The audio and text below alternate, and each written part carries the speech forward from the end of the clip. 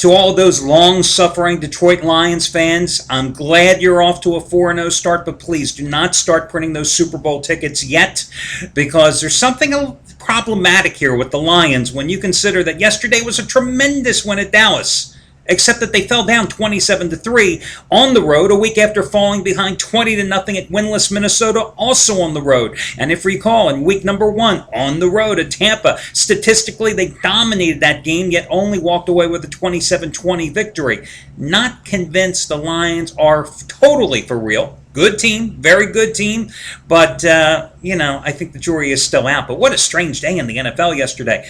Guys, if you had the Chicago Bears, you got brutally backdoored by Carolina and Cam Newton. And Jesus, has Cam Newton just been a backdoor covering machine? Week before, did it to the Green Bay Packers, scoring with 37 seconds left there. And of course, in week number 1, when he could have given the Carolina Panthers a potential overtime game, or at least a cover at Arizona, stopped on the 2-yard line, the Panthers were. But every game with the Panthers right down there to the middle.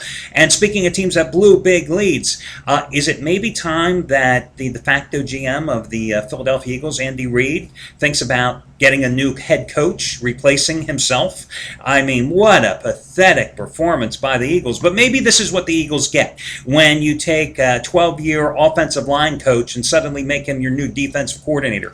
That's maybe what you get when you spend no quality draft picks on a linebacking core that's been bad for years. Maybe that's also what you get when you simply aren't that good. And that could be the case with the Eagles, but you blow a 24-3 lead at home yesterday. And FYI, isn't it poetic justice that the Eagles, who basically let their longtime place kicker, All-Pro David Akers, walk away, who signed the free agent contract with San Francisco, he, of course, did his job yesterday for the 49ers, but his replacement, the rookie for the Eagles, misses 2 field goals. Now, granted, Akers missed that big field goal in the playoffs last year that cost the Eagles a chance, but still, this is not a very good Eagles team.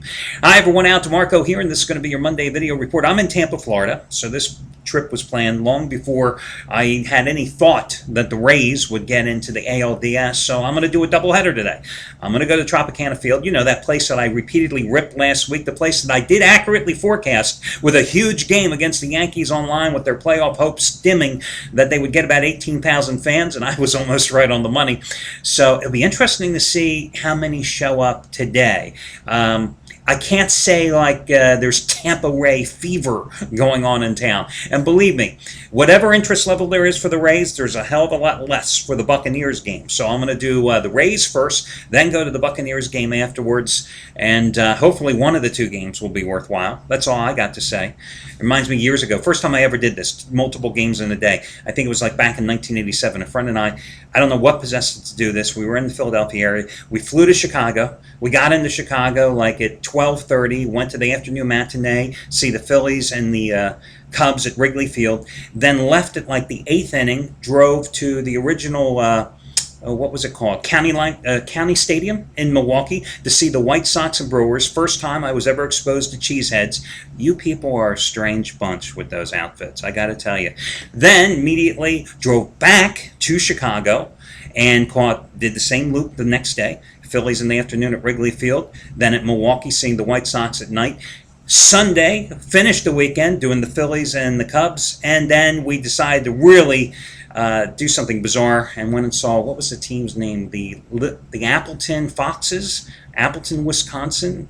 They had a cool hat. I was into wearing hats back then. What can I tell you? It was the 80s, But, so anyway, in Tampa tonight, I'm going to talk about the game here tonight between the Buccaneers and the Colts, because I got to tell you, it's not the best bet. As I said on my website, if I was into getting sales, I realize everybody wants the NFL play, and you can probably, sell that like crazy here on sites like ours. But I just don't think it's the best bet, and I'm not into prostituting myself. Instead, I think the best bet on the board today is Game 3 of the ALDS between the Tigers and the Yankees. It's going to be another 15-dime release, just like the 15-dime football winners that I cashed in this weekend with Wisconsin demolishing Nebraska. And then, of course, yesterday, I said New Orleans would take care of business against Jacksonville and win by 14. Oops, my bad. They only won by 13, laying 7. So That's where I think the best bet is here tonight. But I'll tell you something. It was a hell of a day for the handicappers at the site. And FYI, I've got a money-saving discount coupon code coming your way in just a moment, too. Hell of a day for the handicappers. I think 90-some% of them all scored winning days. Among them, Craig Davis yesterday. Another 100-dime winner, number 11 out of 12. The Giants, you talk about a comeback and a choke by the Cardinals. The Giants coming back and making him a winner. 100-dime winner, number 11 out of 12. Craig is now 25-7 over the past 16 days. 11-2 football roll the past 2 weekends. And those 25 wins and 7 losses over a 16-day period, a $10 better, has won $5,370. And today is his 40-dime NFL winner, number 3 in a row. First one was the Bucs outright at Minnesota, a game in which I think they were down, 20 or 17-0, and they rallied to win that game. His other one was 2 Mondays ago, the Giants over the Rams. So that's what Craig's got going here tonight. Kudos going out to Scott Delaney yesterday, 100-dime winner, number 14 out of 17 this year. His NFL teaser of the year, the Saints combined with the Patriots and the Raiders over. Boy, that was a popular play, Patriots and Raiders over everywhere in Vegas and here at the site yesterday. But Scott played it the right way, putting it in the teaser, and he needed those 6 points. 27-11 run with 100-dime releases for Scott Delaney, and $10 bettors with Scott have won $9,820 over the past 6 months. Dom Chambers, Jesus, the guy has been deadly here lately with the 80-dime plays. Yesterday, number 5 in a row, improving to 13-3 lifetime with 80-dime plays, cashing in with the Texans on Sunday. Clemson outright at Virginia Tech on Saturday. That was on the heels of last week, and with the Raiders outright over the Jets, and LSU hammering West Virginia on the road. So kudos going out to him as well. So as I said, a lot of hot handicappers here at the site for you to consider.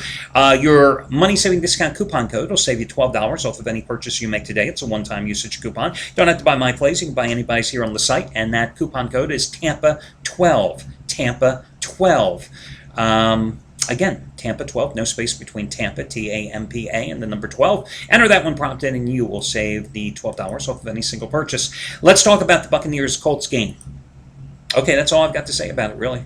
I mean, it's bad enough I got to go to the game tonight, but I was locked into going to this game, so I'll sit there and pretend I'm enjoying it tonight. Curtis Painter. Is there any more nightmare than knowing that Curtis Painter, your money would have to be on Curtis Painter if you grabbed Indianapolis here? Am I sold on Tampa Bay? Not really. I mean, you fall behind at Minnesota and then rally for a 24-20 win. Nice performance against Atlanta last week, 16-13 home win. But as we saw again yesterday, the Falcons, there's another team that got backdoored by Seattle. A Seattle team that couldn't score against anybody rings up another big number against the defenseless Falcons. So I'm not overly sold on Tampa Bay. However, I have absolutely no faith on Indianapolis. You look at this team and big deal. They hung tough with Pittsburgh. I don't know how good the Pirates. I know how good the Pirates are. I'm not sure how good the Steelers are. This team, what all troubles the Indianapolis here. And I think that in their second road game, their first was the 34-7 loss against Houston. The thing with Curtis Painter, he's never delivered in the preseason. He's never delivered in very limited regular season action, and I don't see him delivering here. So I would go, if I had to play this game, I would go ahead and lay the points with Tampa. Now, here's the thing. I think the wise way to play this game is actually to use Tampa in a teaser.